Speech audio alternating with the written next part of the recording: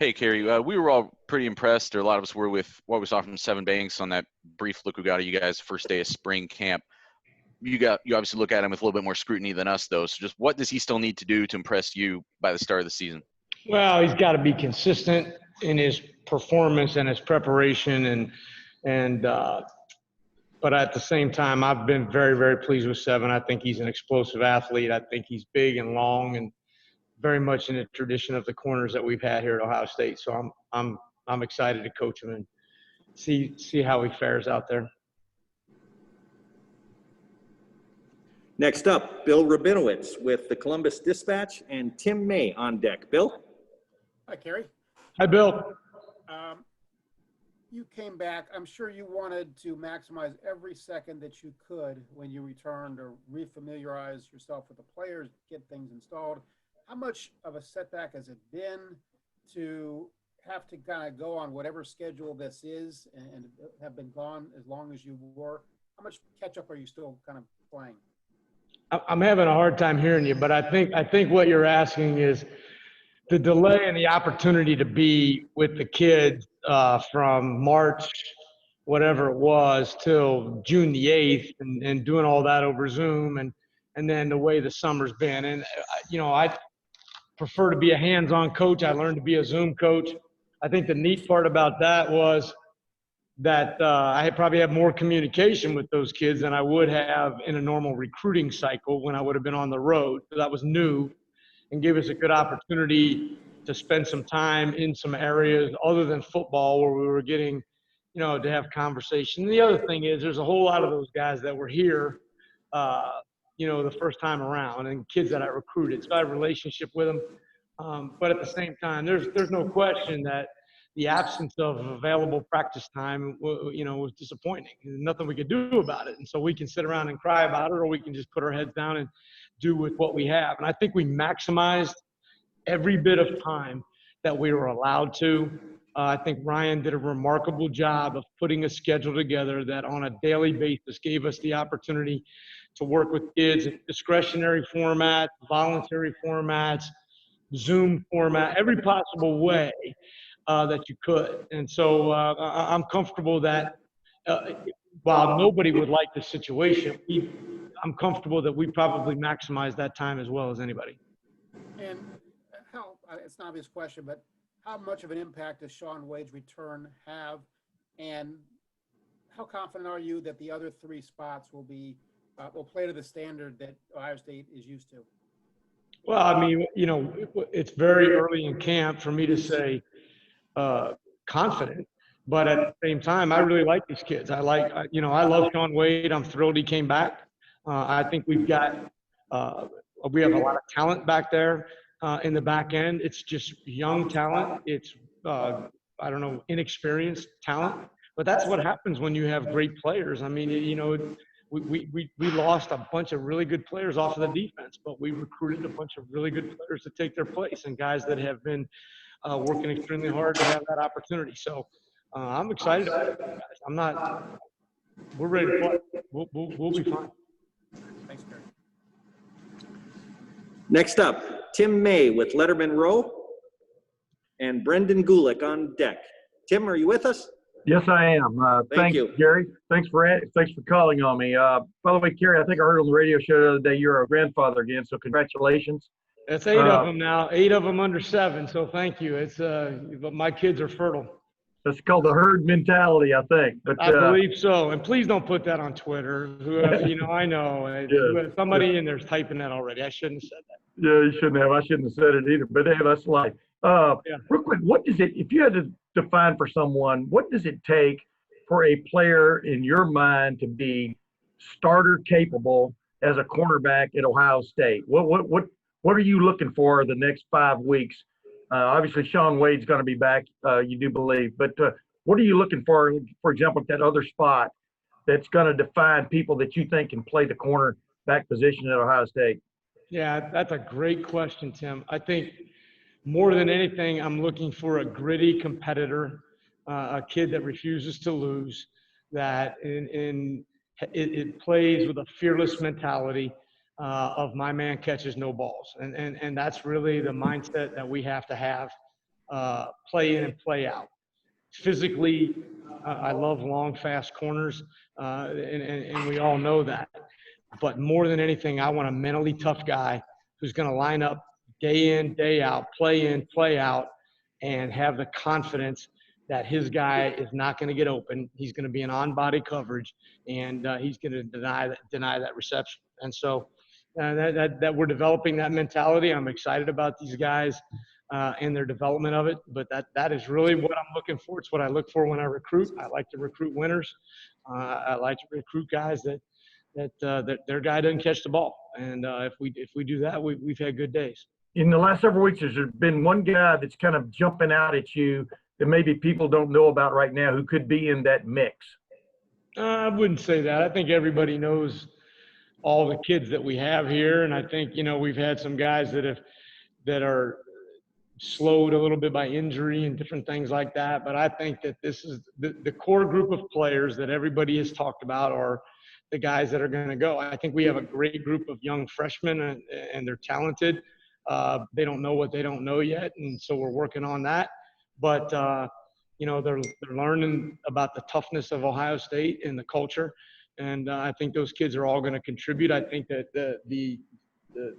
this season, more than any other, you're going to have to depend on young players and inexperienced players to step in and fill roles. And so we're working really hard on coaching our depth as well. Thank you. Yep. Next up, Brendan Gulick from Buckeyes Now on SI with Bill Landis on deck. Brendan? Hey, Coach. Thanks for spending a little time with us. Sure. Pretty clear that the state of Ohio is an important place to you. Born and bred here, coached a lot of football here at all levels.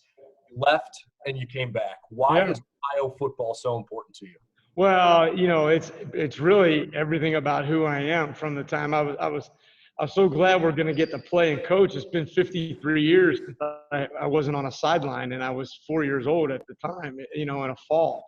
And so it's everything about who I am and kind of how I grew up. My wife and I went to the same high school. Our kids went to that high school. We grew up 2 miles apart from one another. We lived in Cincinnati all our lives and really had no plan to leave there until Urban called, and then that kind of got us moving. But I grew up watching Woody Hayes coach and Archie Griffin run the ball and all the things that a lot of other Ohio people did.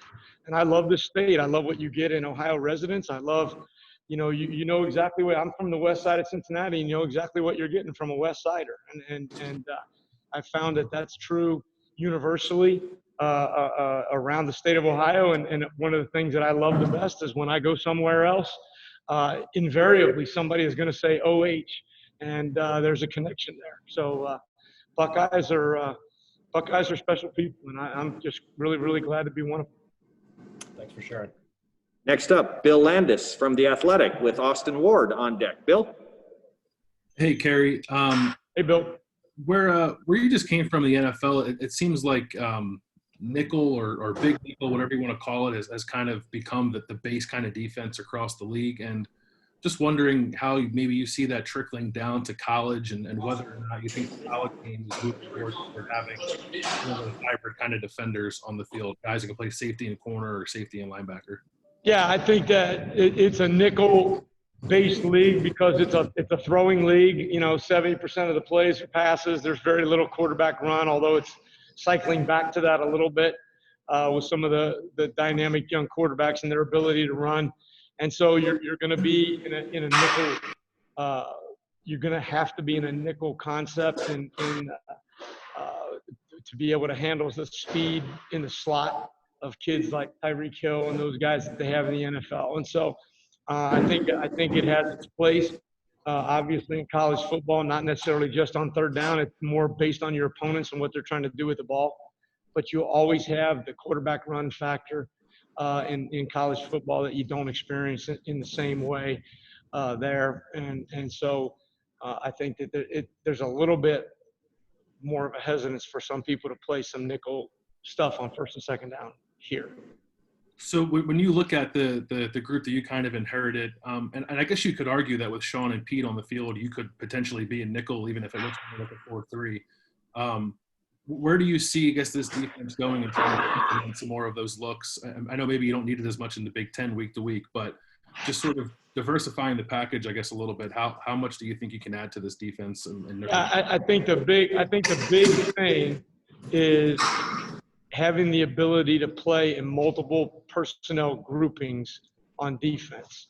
I don't think that that's something that is necessarily common throughout college football, but having the ability to play and have packages with different personnel groupings, I think has been an offensive thing for a long time, but I think it's bleeding over to the defensive side of things.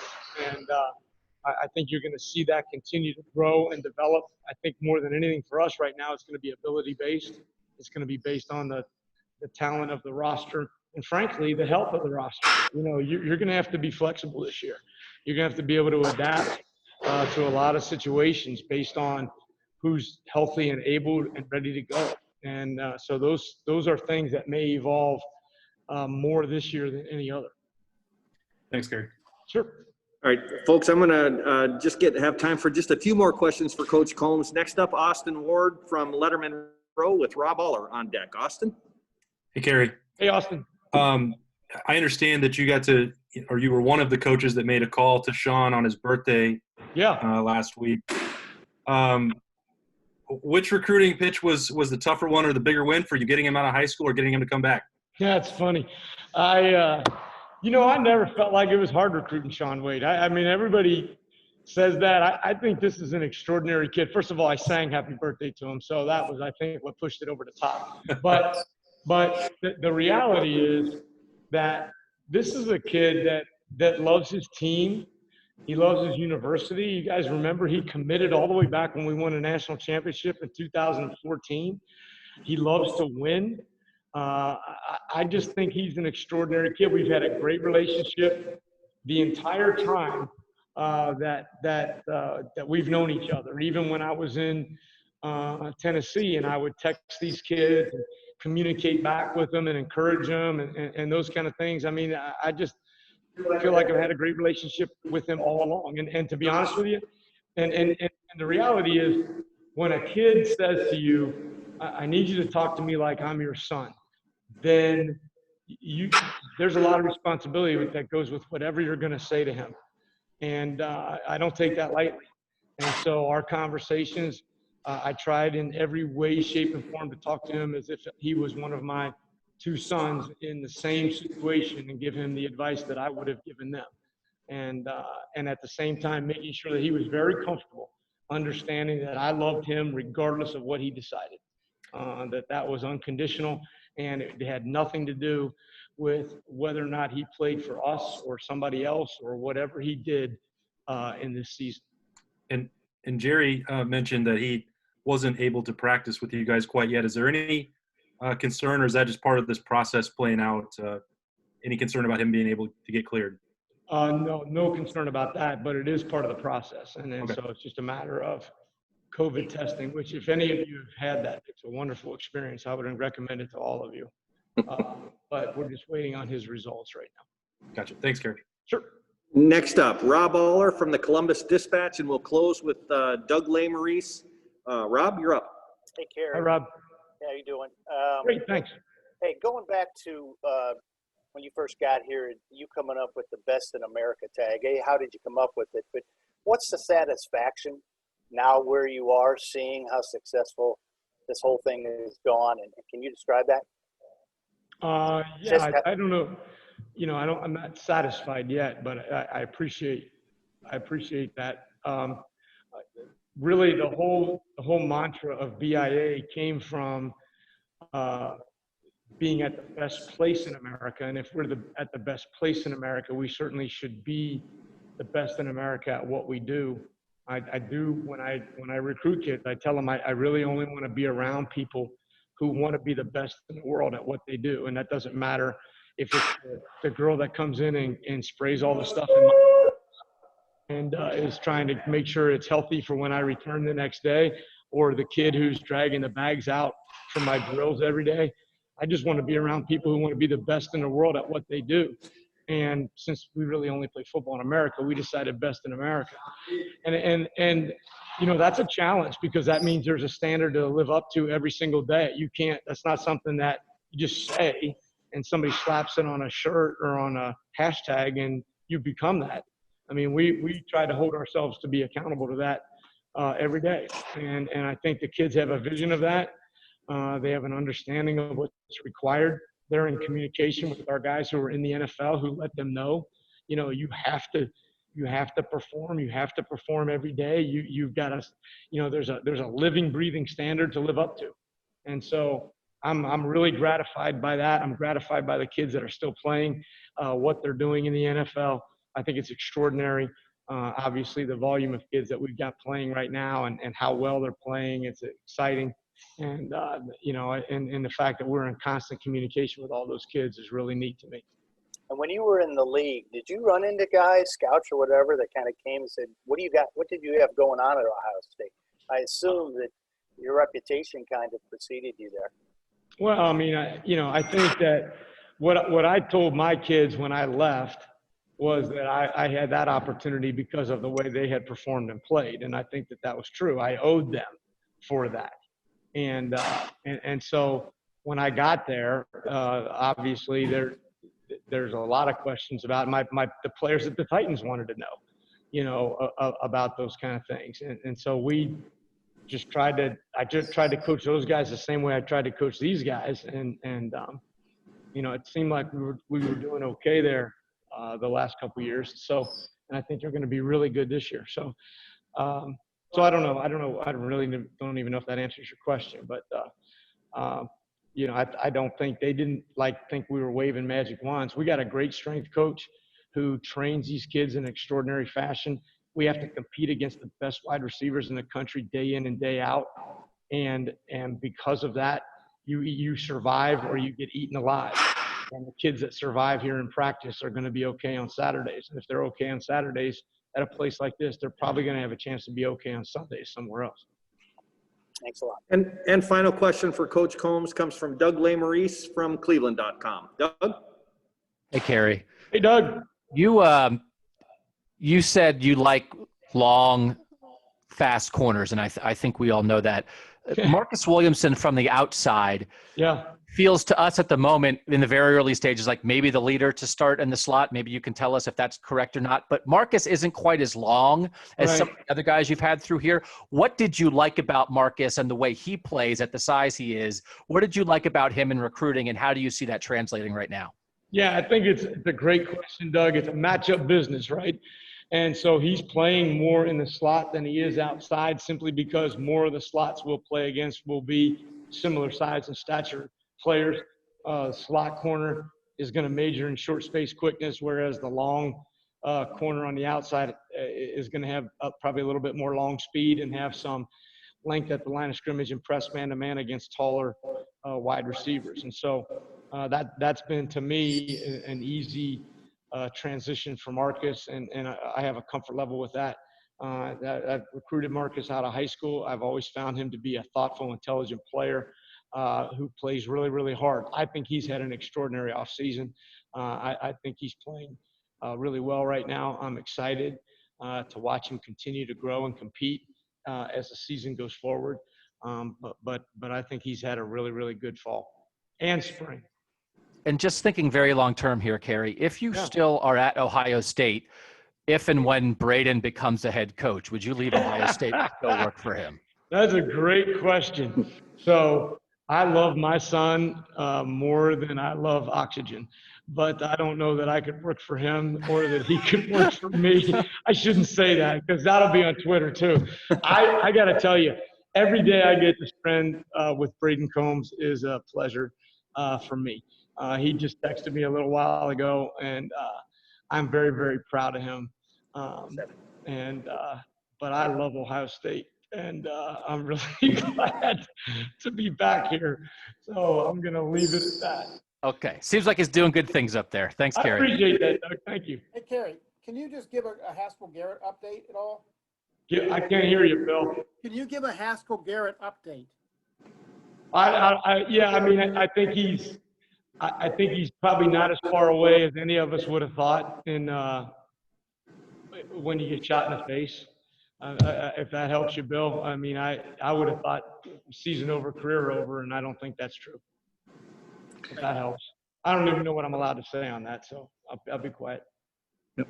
Coach Coombs, thank you so much for your Thanks, time. Kerry. Thanks, guys. Hey, listen, all you guys, I really enjoy reading the stuff you write and watching you on Twitter and all that stuff. You guys do a great job with Ohio State football. You have class and dignity, and I believe in no small measure the efforts on all of your parts are helping us play. And I don't want to leave, because I don't know when I'll see you guys again, without saying thank you to you, because the coverage of our parents, the coverage of our players, and the work that everybody did to give these kids the opportunity that they deserve, which is just to go play the game that they love. You guys are a part of that. And I just want to tell you how much I appreciate that and appreciate your efforts. It doesn't go unnoticed here. And you know, our head coach, I thought, was phenomenal in this process, but I think there was a lot of people helping. And I think you guys are certainly on that team. And I know you're not allowed to be on teams, but I just want to tell you I appreciate it. And I appreciate your class and the way that you handled this and helped us. Thank you for that. I wouldn't want to be not coaching this fall. And you guys are a big part of that. So thank you. Thank you.